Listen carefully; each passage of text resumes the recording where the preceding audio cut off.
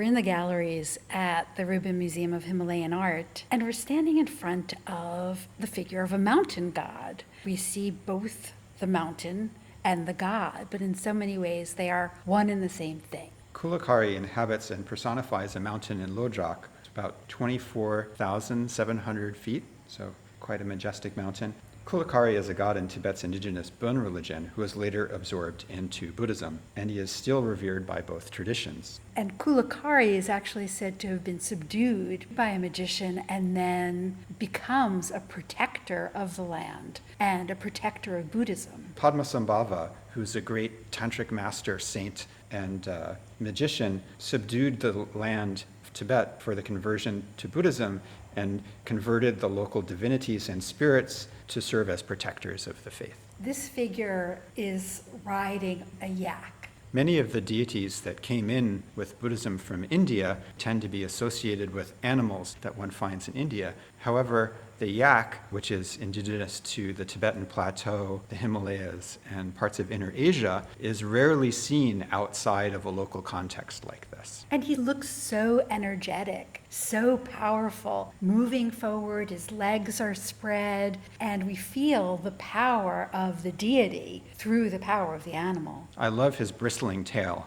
It really is expressive of the vitality of both the yak and the mountain god. And the mountain god is supposed to be ferocious and powerful. The mountain god is one of these many local gods who are associated with natural forms such as mountains and lakes. So he's both fearsome as a protector, but also could bring prosperity. Right, so you can see in his right arm he wields a spear, and his left arm is a collection of jewels, a kind of symbol of prosperity. And he has around him a bow case made of tiger skin and a quiver of arrows, so he's fully armed, and he wears this helmet and armor known as lamellar armor, which is made up of these horizontal bands of overlapping plates that I imagine would be very protective. So here the local god is depicted as a Tibetan warrior. So here you really get a sense of a Tibetan identity. These shapes that rise up from the bottom that give the effect of overlapping peaks of the mountain and the swirling forms of clouds, so evocative of nature. And it's very common for this kind of a place to be depicted in Tibet. And in fact, replicas of natural sites were widespread in Tibetan Buddhism. And such natural sites are often considered holy by Tibetans and visited by pilgrims who would collect material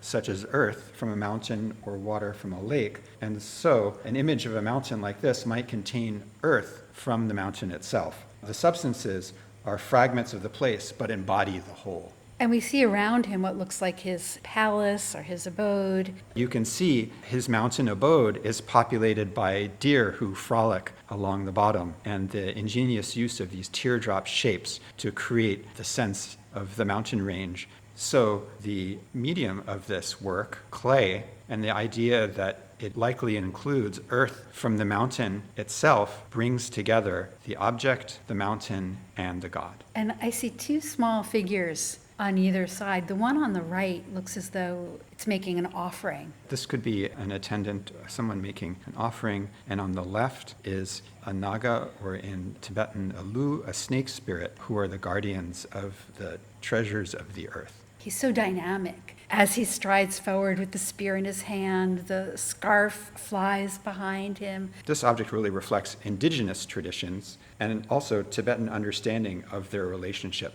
to the environment.